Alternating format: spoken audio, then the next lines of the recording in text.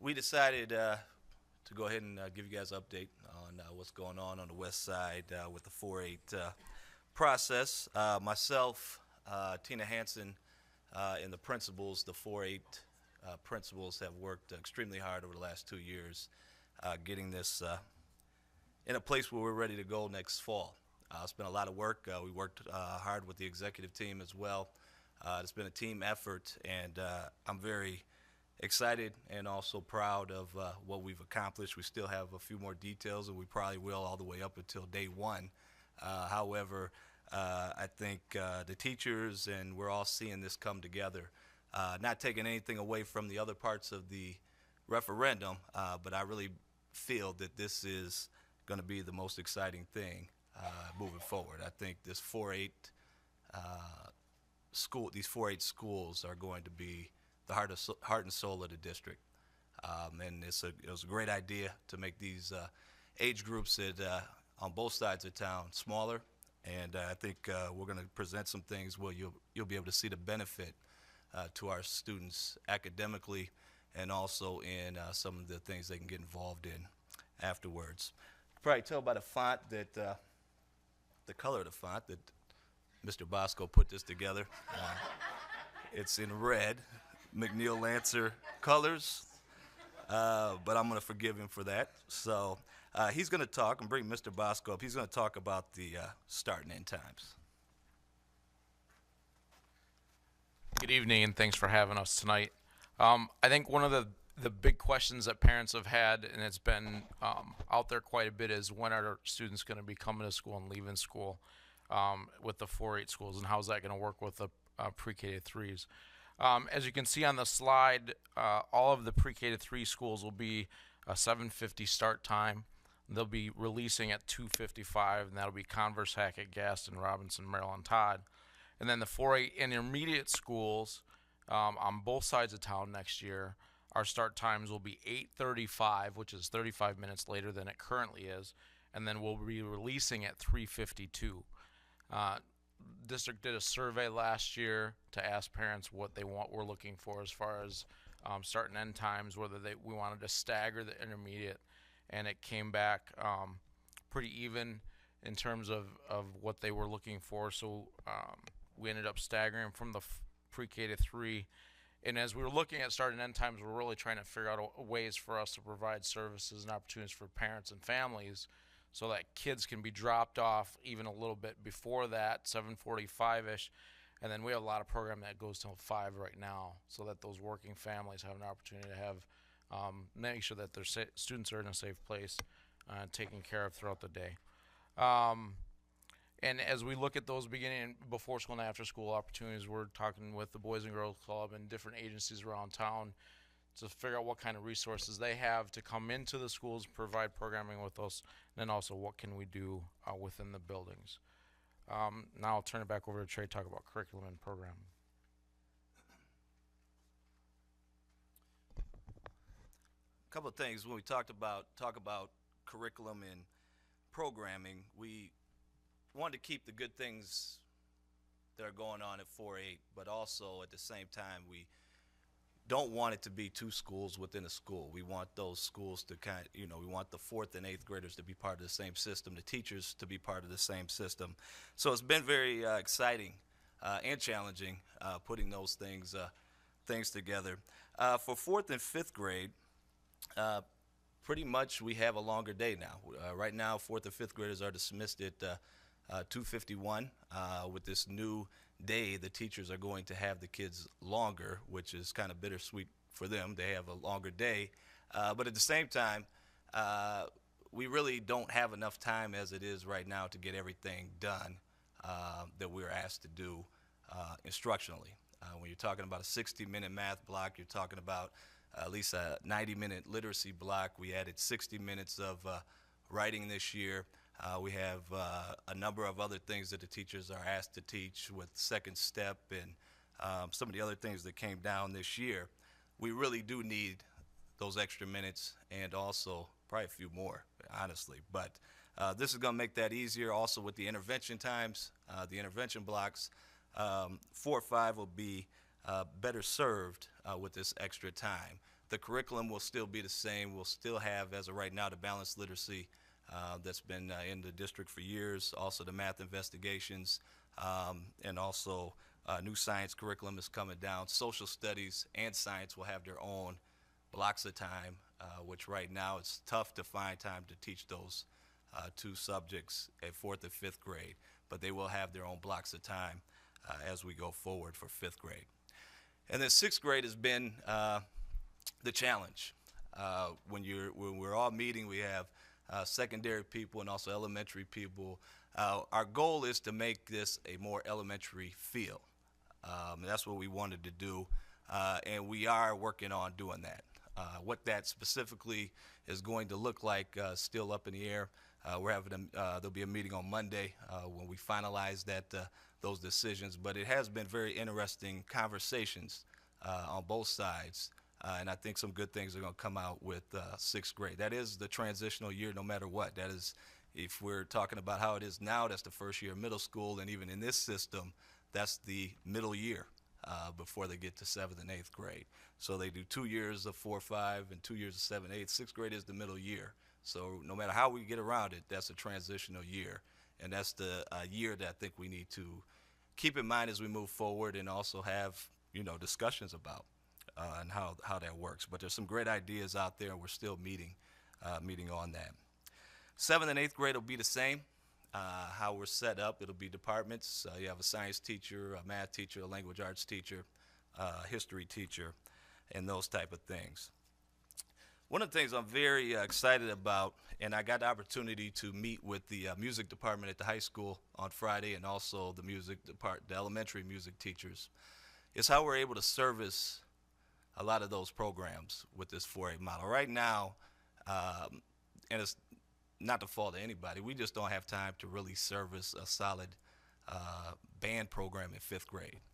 My band students are pulled out during language arts, or they're pulled out during math to have band, and the band teachers do the best they can, and I commended the high school and also Mr. Wilfong and a lot of the middle school band teachers for their success, even with a lot of the challenges that they face. However, in this new model, what we proposed is that for fourth grade, we don't do orchestra or band. Students have general music. They don't have band now, they have orchestra, and moving that up a year. And taking a year, because they're in a building with a band room, or orchestra room, a choir room, and during their fourth grade general music, they kind of explore those instruments. They really get a chance to see which ones they would like to play, what they would like to do. They visit those rooms, they see some of the older kids playing those instruments, and really make a choice when they go into fifth grade to join band or orchestra, and we hope that they all participate in some sort of music. When they get to fifth grade, opposite of reading intervention, currently my fifth graders who are in band or orchestra maybe get it twice a week, which tends to be once a week a lot of weeks, because we have so many breaks and days, and the band teacher had something else going on at the other school, that type of thing. The fifth graders under this model who don't have reading or math intervention will have band or orchestra every day in their schedule. And it's built in. They won't miss out on science. They won't miss out on language arts. They won't miss out on math.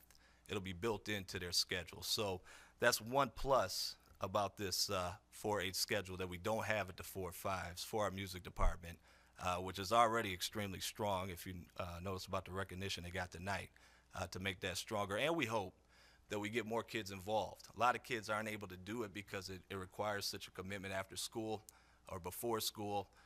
In this way, they can have band and orchestra every day. We move it up to fifth grade. It goes fifth through eighth grade and all the way into high school, where they're playing that instrument every day. And get more kids involved, make it stronger, and offer a better program for our students. 4, 5, and 6 will be under the same elementary model with specials now. You have music 2 times a week, so even if you're playing an instrument, you still get your general music twice a week. You get your gym twice a week from a gym teacher. We know DPI requires right now 3 times a week, which is picked up by the classroom teacher, and also your art once a week. Now, on the flip side of that, with 7th and 8th grade, we have so many more course offerings that these kids will be able to choose with this schedule. Number one, we don't have as many 7th and 8th graders in the school. There's 250 of them, but we have the same amount of teachers. Some will be at Cunningham, some will be at McNeel. These courses, besides the musics, will include Spanish art. They have health careers, critical creative thinking, financial literacy, forensic science, 21st century communications, the project leader ways, the tech eds, and the web 2.0 computer courses and that type of thing. 7th and 8th graders, being only having 250 of those total, they'll be able to take these classes together. We'll have a block of time. I think it'll be 3 40-minute blocks, depending on what their interventions are. We are switching the gym schedule from A day, B day to every day for a semester. So they get their gym out of the way, either first or second semester. Then they're able to take a lot more courses, have the opportunity to take more courses. And DPI, we're able to do that at 7th and 8th grade. They're able to take more 9-week courses on the back end to get exposed to more of those opportunities. Right now, at the middle schools, a lot of them are locked into their interventions. They're locked into their A-Day, B-Day gym, where this frees them up, so even if they need interventions, they're able to get exposed to so much more things with this schedule. Also, the clubs, myself, Tony, Mark Smullen, Tina, all of the 4-8 principals, we met to see what clubs are at each school. We're going to keep the major clubs, the student councils, the MEOs, all of them that are there. Nothing is getting cut as far as clubs are concerned. Addendums for teachers, we're just dividing those at half. We added up the ones that are at Burge, at Cunningham, and also at McNeel, and we're each, I think, came to 17 apiece for those addendum teachers. So all that stuff will be in place for next year. I want to go on the next slide. All right, bring Tony up. We'll talk about transition activities. I think with transition for students that are currently in middle school, it's a little easier than looking at, it used to be we'd go to the 4 or 5 buildings and talk to the 5th graders and get them all psyched up about coming to the home of the Lancers. I had to say it at least once. Sorry. And now that's going to change, because now we're thinking about 3rd graders. Now I'm going to, we're going to go over to Converse and to Hackett and to Gaston and talk to those 3rd graders and those PTOs about what's it going to be like to be a Lancer or a is that a done deal yet? Okay, Cavalier. Okay, I'm just trying to figure this right. Just figuring the landscape out on the west side now. And so some of those things that we're looking at, how many opportunities do we have to open the buildings to those families? How many opportunities do we have to go out to those schools and visit them and just, get the information out, show the pictures, talk about the programming, talk about what the day is going to look like, so that we can, help the families feel comfortable coming to us as they make those transitions. So some of the things that we're looking at, every spring we have the 5th graders come over. Well, now it'll be 3rd graders, 4th graders, and 5th graders. The entire Burge building, all those students will come to McNeel. Gaston will come to Cunningham, and some of the Hackett students will come there as well, and just take a tour of the building, the life of a 4th grader, the life of a 5th grader, 6th grader. Walk around, get a tour, get comfortable with the areas, see where their classrooms are going to be, because obviously next year 4th grade will be in one cluster, 5th grade in a cluster, 6th grade in a cluster. So that's one thing. We have back to school night. That kind of thing will stay the same. We have at McNeel, our Lancer Expo is coming up on March 20th. And really, I think we should change that so it's kind of the Westside 4-8 Expo.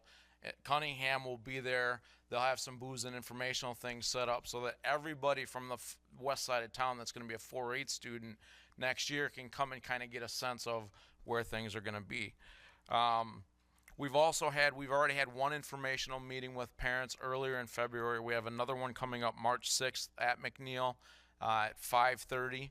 Then we have our last one will be April 30th at 5:30. And we're kind of running through the same thing that we'll be going through with those families. We had over 40 parents there at our first one, so that was a pretty good turnout. And then the last thing is, I'm working with at McNeel. We're working with Mr. Jacobson, and through the construction process, can we have summer school at McNeel this summer? And Jeff seems to think that we can. I think that'd be another great transition piece. Also, if we could have any of those students come to McNeel this summer and start their 4-8 career a little early. I think that's it. Now we're going to go to talk about the building specifically a little. Or no, Trey's going to talk about transition plans for Cunningham first. Okay. Yeah, similar to what Tony is doing over at McNeel, Cunningham is doing the same thing. The only difference is obviously we have a brand new building, so we're going to be setting up tours probably around end of May is when the construction crew has said that we'll be ready to get in that new part and give tours. So we want to give tours to the third graders, even our students in the building haven't been out there yet, the fourth and fifth graders, and also the students from McNeel coming out. One other thing, Melissa Badger worked with us very well on getting a letter out to parents. The big question everybody wanted to know was, where am I going to school next year, obviously. So that eased a lot of, probably 90% of the anxiety on the west side of town was that letter where the boundary line was going to be. That went out over winter break. And also we have a nice website up as well that parents can, on the west side, can look at to get all that information also.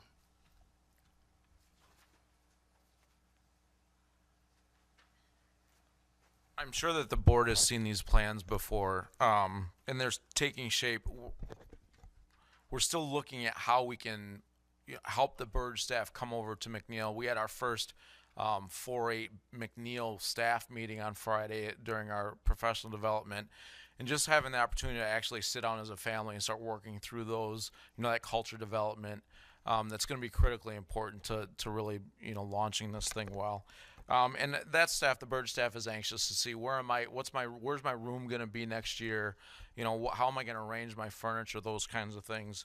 And so you can see from the map, kind of the front wing of the building, the north end will be the fourth grade, the middle will be the fifth grade, and the south end of that wing will be the sixth grade. And then seventh and eighth will be upstairs.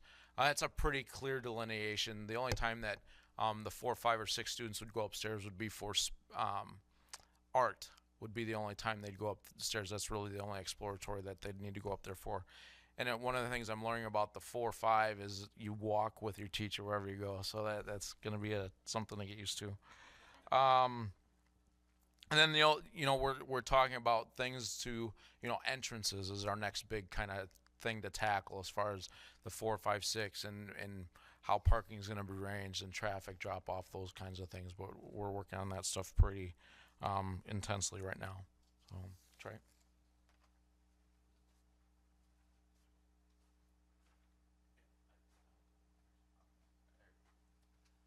Cunningham. First of all, I meet with the construction crew every Tuesday. We had a meeting this afternoon. I'm in those meetings. Jeff is there. We've done I think a very good job. The construction crew, number one, has done a great job working with us this year. Parking actually this year is better with the construction than it ever has been at Cunningham. They did the front parking lot. They did that first. I said you can win a ton of points with the staff, parents, and everybody else, and they did that. Pickup is better this year with construction than it has been without it. So, and looking at the 4-8 process, one of the things all the parents had concerns with my fourth graders with 8th grade students, obviously. So we have separate pickup drop-off for the fourth and fifth graders, and also 6th, 7th, and 8th graders will be dropped off in different areas. When you look at the plan, everything in blue is the new part, which means we have a lot of new part at Cunningham. The school is going to quadruple in size just about. I want to get a picture of the gym. That is the office area, which is a lot bigger than my office now. Go ahead. This is the gym area. Not that anybody's counting. Our gym is bigger than McNeel's on the west side. Doesn't look as nice right now, but it is bigger. We do have a stage as well. And it also is bigger than Aldridge's, not that we're counting. But the gym is going to be pretty spectacular. The whole building in general is going to be very, very impressive. So anybody will get those dates out on that website, that 4A website, to come over and tour in the community is welcome to do so. Band room also, band, orchestra, choir, all those things are being worked on. Even if you just drive by it, it's pretty impressive. And the construction crew is right on time, even with the cold weather. They've worked extremely well. Jeff Jacobson is doing a great job updating us, the staff, and I'm sure you guys also.